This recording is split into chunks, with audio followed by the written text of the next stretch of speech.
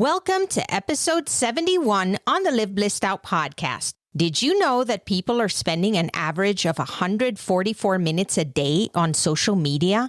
Hello, action takers. Welcome to Live Blissed Out, a podcast where I have inspirational and informational conversations with business owners and subject matter experts to help us get the scoop and the lowdown on a variety of topics. Tired of hesitating or making decisions without having the big picture?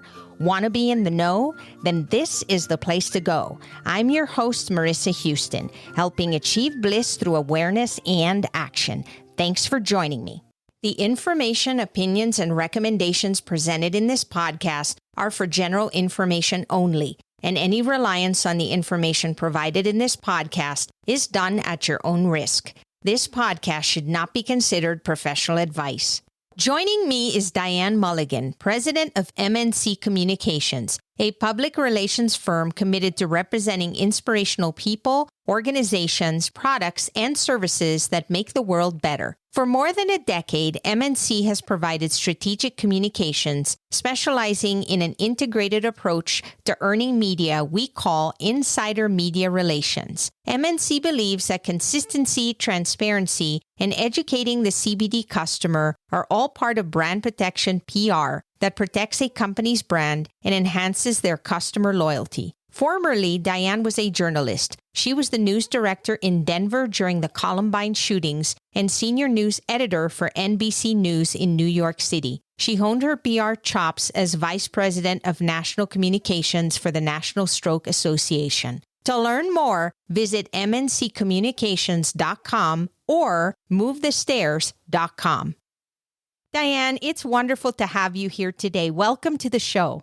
Thank you so much, Marissa. I'm thrilled to be talking with you. I'm just as thrilled, Diane. I know that you have your own podcast and it's called Move the Stairs. How did you come up with that name? What exactly does that mean? Move the stairs means in any given situation. So many people say, if only. Oh, if only I had this, or if only it was this way, and they kind of get stuck. Move the stairs means that you take what that situation is, you really focus in on it, and you look for the creative way to make the best of it. And where this came from was I was in television news for more than a decade, and early in my career, I had an opportunity to go and be a field producer out at Senator McCain's reelection in Arizona. And when I got to the Phoenix ballroom where he was going to be able to make his acceptance speech, and since he had been voted in several times, we knew he was expected to win. When you get in there and when you're in a newsroom, getting the interview first is all that matters to your bosses. So I had to get the interview first. And when I walked into the ballroom where he was going to give his acceptance speech early in the afternoon and everything was set up, I realized that my station was completely out of position. There was the riser, if you can imagine, and then, they have the podium, they walk up on the riser, they stand behind the podium, they give their acceptance speech. And unfortunately, the way everything was set up, my competitors were on the side where he was going to be walking up and down the stairs. Not only wasn't I on the other side, I was like behind PBS on the other side of the ballroom. My station was so far out of position, we had no chance of getting that interview first. So I sat there and I looked at that podium and I looked at those risers and I went over and I looked at the stairs, and they're big metal stairs, but there were rollers on the back of the stairs and they were bolted to the riser. So I went around the other side and I realized they could have been bolted in on either side. So I unbolted them and I moved the stairs.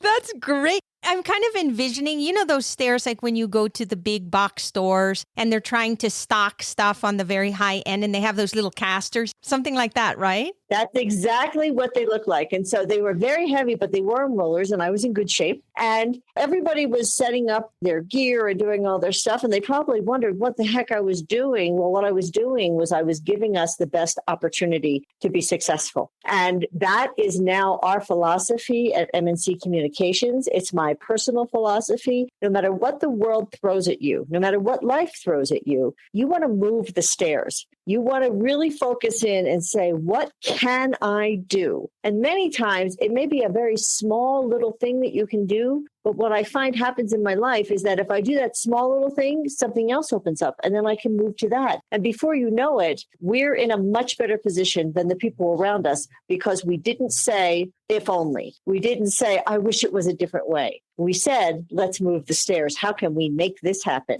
Yeah. So in other words, take advantage of those opportunities, turn them around so that you can utilize them to the best of your ability. Absolutely. And isn't COVID a perfect time to move the stairs? We're stuck in our homes. We're working from home. But I look at it as I have 2 to 3 more hours a day because I'm not commuting. So what can I do with that time? And how can I make that better? And what we did was we started really focusing on M&C Communications and marketing our company because we had some extra time. And this was a perfect time to get that working. And that's how we moved the stairs during COVID. Yes, I hear that a lot. I have always loved technology and I've always liked to use things in an efficient way. But most people, when I tried to explain it to them, they thought I was crazy. Like, why wouldn't you want to have coffee with me face to face? Let's do it the old fashioned way. And the bottom line is, as pleasant as those things are, that's wonderful, it's not efficient. You need to meet as many people as possible when you're in business, and traveling back and forth and doing all those things are great. But is it really working to the best of your ability? And so now people are starting to embrace this concept going, Marissa, I should have listened to you. This works. This is awesome. I have all this extra time. I could meet more people. There's just so many positives that can come out of it. I think that it forced us to look in a different direction and in a good way. Absolutely. And, I'm very blessed in that I find that I'm put in situations where you see opportunities in a different way. So when I was at NBC News in New York as senior editor, I was responsible for getting the correspondence around the world, wherever it was that the story was. I can tell you during the years that I worked there were many correspondents I never met face to face. And we didn't have Zoom. All we had was the phone. And everything I did, you had to develop that relationship over the phone, which really helped me because when I started my business in 2009, in the depths of the recession, I decided I don't need the overhead of a building. And so we have been virtual since 2009. And people said to me, you're crazy. I'm like, not really. I can go to everybody else's building and they can pay the overhead. Exactly. That's the thing. I think that there's so many people that are fearful of technology. First of all, they're not sure how to use it effectively. The other thing is they feel like it's not as personal. But then when you're backed up against the wall like we are now, where we really don't have the option, you make it work. And personally, I'm like you. I have not had any issues talking to people on Zoom, connecting with people in a personal level, because it really boils down to following up, touching base, doing all the things that build relationships. It's not just that first connection anyway. Absolutely. I agree completely. It really makes all the difference. When you just say, this is the situation I have. Okay, how am I going to make the best of it? And then you move the stairs. Given that, are there any other ideas that you might have for businesses to think about in terms of what they can do to move the stairs during this time, aside from using technology that might help them think outside the box? Absolutely. The first thing I think for your business is to look at where your customers are during this time and how you can help them, how you can become the trusted advisor, how you can build yourself as a leader in your industry. There's so much uncertainty. So whatever it is, whether you're selling a product or a service, are you the expert? And how are you making sure that your customers understand that you're passionate and that you are well-versed and that you're sharing that information out to them? All of those things during COVID can help build customer loyalty. And that is incredibly important. When people are in a chaotic situation, they want someone that's going to help them bring calm to them and someone that they can trust. And so there's a tremendous opportunity for whatever it is that you're doing. You know it better than anyone else. This is the perfect time to get out there and tell people about that. Oh, absolutely. How do we get past the noise? In the past, the people that were technically savvy or not afraid of technology and doing this were one of a kind. because most people were still doing the traditional way of things. And then now we're finding that people are starting to get on board going, wow, I'm going to do Facebook Live. I'm going to get on LinkedIn. I'm going to do these other things that they never did before. So now you're finding that there's just more people out there providing value or giving information. But as the recipient on the other end, you're feeling like it's information overload. Is there a way to avoid that at all? I think if you are very specific on your target audience,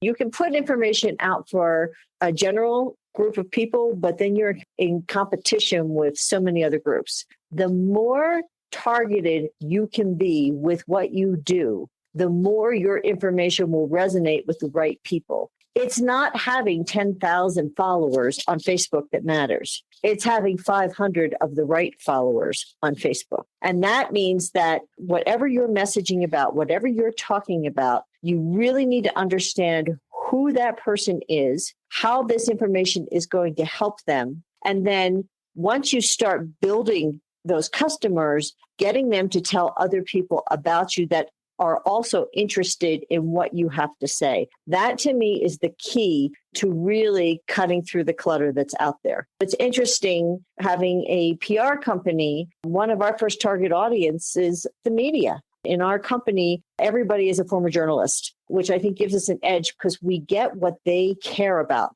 They don't care so much about what you're selling. They care about whether what you're selling is going to impact their viewer or their listener because they're doing the same thing. They want stories that are going to bring those viewers or listeners more readers to them and that they can create that loyalty. And you create that loyalty by making sure that people are getting information that's relevant, that's timely, and that it's presented in a very compassionate manner, especially right now. The more focused you can be, people are like, but I can do this and I can do this with my company. That's great that you can do all that, but that's not what you're marketing. What you're marketing is that very narrow area so that you can cut through the clutter and you're hitting the people who are most likely to want your product or service. We really need to focus on who our target audience is, because if you're not speaking directly to them, they're not connecting with you. Bottom line. As a PR firm, I have done PR for real estate companies to resorts. I do crisis. We are a full service PR company, but that's not who I market to. I market to companies that are focused on the CBD market because that is very targeted, focused. There's all kinds of additional information and expertise that I can bring to the table. And that really helps me focus my marketing as opposed to being a generalist, because there are tons of generalists out there, but there are not that many companies that are doing PR specifically for this industry right now. Yes. And that way you become the expert. You can speak their language. You understand their specific needs and challenges. And from there, if somebody happens to reach out to you and say, you know, I'm not in that industry, but can you help me? Then you can decide whether or not that's something you want to take on. And you certainly have the skills to do it, but you're attracting a specific type of audience to your business. Absolutely. And that's how you get people to listen to you because they know that you're taking them very seriously in that one specific target industry. It doesn't say I can't handle a crisis situation for a city that's having protests or whatever. I can absolutely do that, but I get to choose that. Meanwhile, my bread and butter, though, is going to be where I'm really focusing my energy. Yes. How do we go about protecting our brand, especially in these uncertain times? We call our type of PR brand protection PR. You work so hard for your business. You slave over this to build it. And we know how quickly reputation, especially now with social media, can be damaged. And what I want everyone to understand is it's not just your reputation, but if something goes wrong in your industry, it can have almost an umbrella effect of pulling you in underneath that umbrella as well. So there are three really important things in brand protection. One is building that customer loyalty. You want to take care of the customers you have while you're building new customers, but you want them to understand that you care about them and that you understand them and that whatever product or service that you're developing is going to make their life better and that you're the expert. The second thing is that you want to have messaging that is consistent and compassionate. That means you are on social media every day with something that truly matters. And there are easy ways to do that so that it doesn't have to take a tremendous amount of time. But it's very important that you're very consistent with that. And the last thing is that you are looking ahead and you are thinking about what challenges, issues, crises could be coming down the pike. And am I prepared for them? Do I have social media messaging ready to go that's at another part of my computer that if something were to happen, I would say on my Facebook and Instagram page, for any updates, we need you to go to the Twitter page and here's where it is. Do we have press releases that have the basic information about my company, but that have what we call Swiss cheese holes that you're going to fill in with whatever it is that you have to put in there so that if something happens, you can respond very, very quickly. And so we have a whole tool that we go through, the brand protection tool, that helps people figure out what it is that's coming down, what's most likely to happen in the next 6 months. And if you did something now, will it make the outcomes better? Is it worth taking the 4 or so hours to work through this so that you can sleep better at night knowing that you've got a really good shot of managing any challenges to your reputation? And this is something I think most of us do not do, is think proactively instead of reactively. We're just going through the motions day to day. Yes, we have a plan. Yes, we have projects we have to complete. But you really have to look at the year ahead, not just look at what's in front of you in order to anticipate things that potentially could impact things if you were not prepared. Marissa, my life was handling crisis when I was in news, because that's what you do. Crisis is the big story. And I did everything from Oklahoma City bombing to 9/11 to Columbine. They called me Disaster Diane in a good way because Hey, that's a brand, Diane. I was involved in so many crises. A couple of years ago, I was speaking in Colorado Springs and I came out to walk to my hotel room and I came around a corner and there was a 500-pound bear walking straight towards me. And the bottom line was, I don't run a lot and I don't camp. And I had never thought through what to do if I came face to face with a 500-pound bear. And I panicked. I went into fight or flight and I ran, which is the worst thing you can do because I had never thought through what I would do. Meanwhile, at 9/11, I started going through my checklist of exactly what to do to get out of New York, to get my family safe during 9/11. So imagine 9/11 was a horrific time, but I had a plan in my head. The bear threw me completely because I had never thought of it. So what we try to do is make sure that the people that work with us don't have a bear situation, that you know what to do, that you have a quick checklist of things that you can do so that you can handle whatever the crisis is when it comes up in front of you.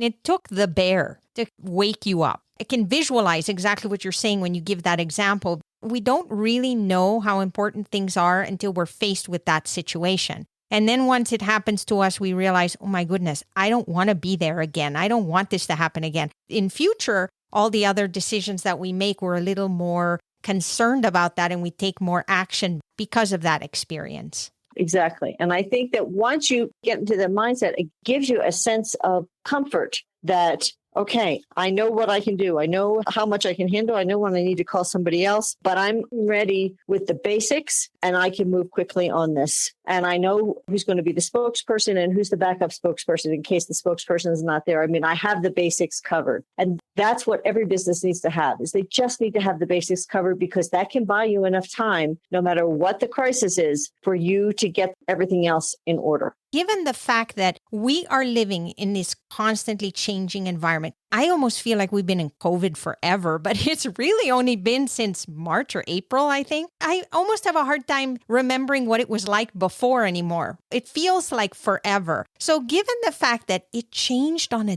dime, Diane, something we never anticipated happened, how do we then learn from this? What can we do in our businesses? What lessons have we learned that we can apply here to help us cope with that? You have to embrace flexibility. Bottom line, you have to embrace change as an opportunity. What I would say to you is that while it has been a very difficult time, the amount of silver linings that I have found in this COVID time amaze me. While we've had to change things, and there are things that are extremely hard. I mean, Sarah, who works for me, has 2 children in school. My kids are out of school, thank goodness. And bless her heart and bless all the parents' hearts out there who are teaching their children from home and trying to work and do all of that. But the flip is the amount of time that they're spending together is something that they would never have had if COVID hadn't happened. So I look at those types of things. One of my kids is in college and he came home for 5.5, 6 months.